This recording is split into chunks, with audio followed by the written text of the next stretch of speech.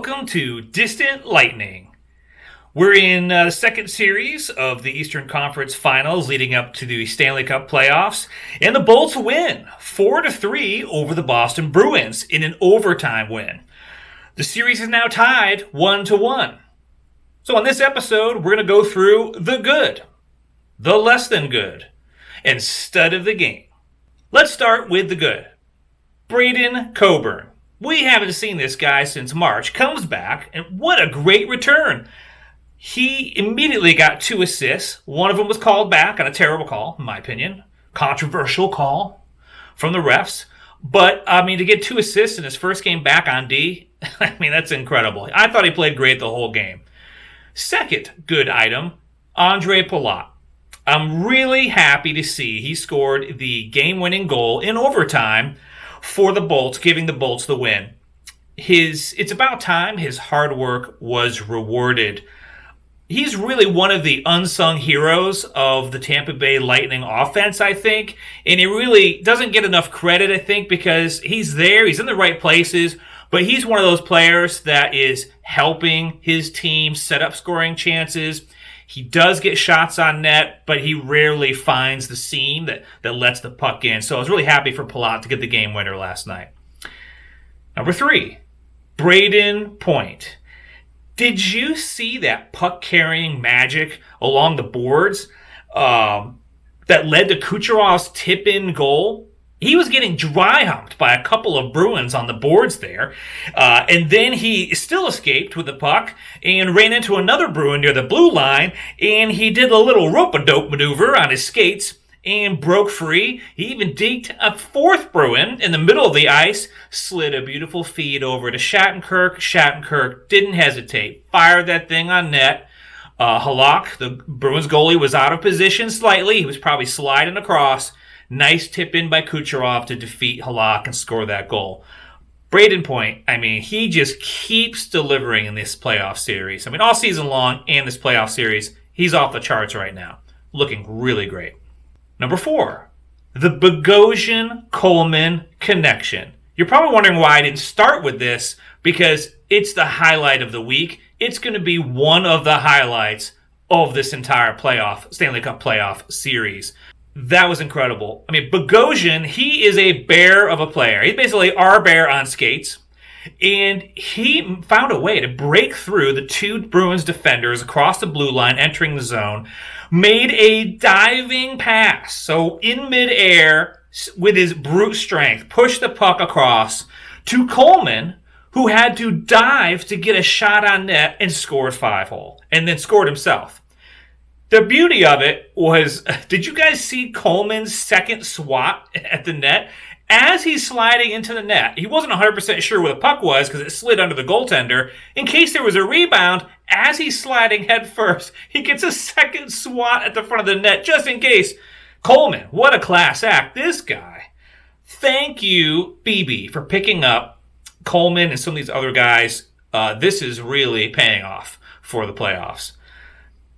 Number 5, team hitting, passing, skating, forechecking, backchecking, and the power play.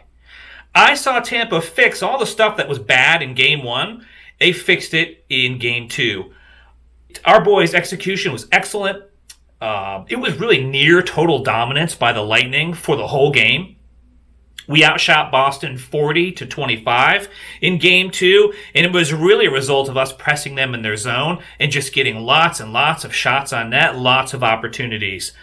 One of our power plays, I'm watching it, it was a shooting gallery. I'm surprised the puck didn't go in, so I was really pleased with Tampa's performance. It looked really good. Our defense was tighter too. That's what it needed to be in Game 1. They delivered in Game 2. Sergachev as well, just to call him out. I was noticing, I think in the first game, he didn't quite look himself, and even in the Blue Jackets series. But Game 2 against Bruins, he looked solid. Really pleased. Okay. The less than good. Item number 1, our containment of the Bruins' perfection line. First of all, really, the perfection line, the hubris of the Boston Bruins really knows no bounds. That being said, the Marchand, Bergeron, Pastrnak line is really good at their job, and that's scoring goals. Marchand scored twice, and they were both at the back door where Vasilevskiy's rat trap couldn't catch him. We need to find a way to disrupt that line and just disrupt their passes, disrupt their shots, get sticks on them, because they don't miss their passes and they rarely miss the net, and they put a lot of pucks in the back of the net. The Bruins are counting on that line to score more than any other line that they have in their lineup. And on the power play, they are lethal. We cannot give them a power play if we can help it. I saw a couple of weak high sticks, like Coleman. He smacked the guy in the face. And to me, you can control your stick better than that, okay? You feel your stick going up high. I understand you're probably trying to flick his stick, but come on, guys, don't take stupid penalties like that. So we need to find a way to contain that line. Number 2, the refs. I saw a great meme of an official in a Boston Bruins black and yellow zebra stripe shirt, and it seemed right to me. That offsides challenge in the first period, shouldn't something too hard to determine not overturn the call on the ice? I thought they should have said, hey, listen, it's so close, we can't tell, so the call on the ice stands. I think that's the natural thing they should do, not reverse their call when they can't quite tell. I was watching the replays, and it's like it's on the literal border of that blue line. To me, tie goes to the call on the ice, if you can't tell. Anyway, it didn't matter this game because thank goodness we won. But had we lost by 1 goal, that would have burned pretty hard. Okay, less than good number 3. The stadium feel. You've heard me talk about this before. I still feel like the NHL needs to do something for the home team to make it feel more like a home arena. Because I noticed when Boston scored, Tampa was at home. They're in their blue jerseys. And Boston scores, and the foghorn, the goal horn goes off. Some music starts playing, and the crowd is like there's cheering going on. It just seems wrong. Anyway, that's my rant.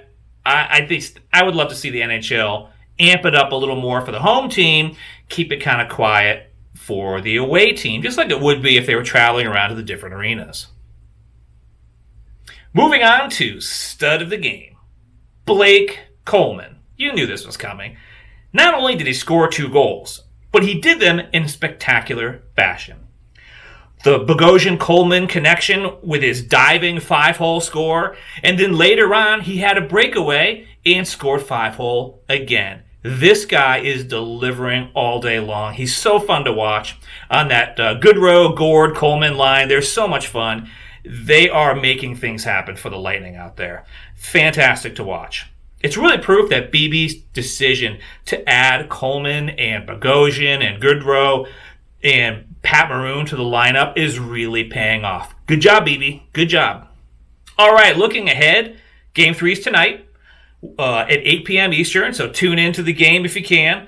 Boston is home, so we'll get to see Tampa on the other side of the ice for 2 periods, and let's extend our Game 2 performance to Game 3, guys, and really give it to the Bruins and pull off a win here. We can win with 1 goal. I'm good with that. I was really glad it didn't go to 5 overtimes last night because I was pretty tired, honestly. I was ready to go to bed, and at first overtime, I was thinking, somebody, please put the puck in the net early. And Palat did. Thank you, Palat. So thanks for watching. If you like these videos, hit like or hit subscribe so it shows up in your feed. And we'll see you next time on Distant Lightning.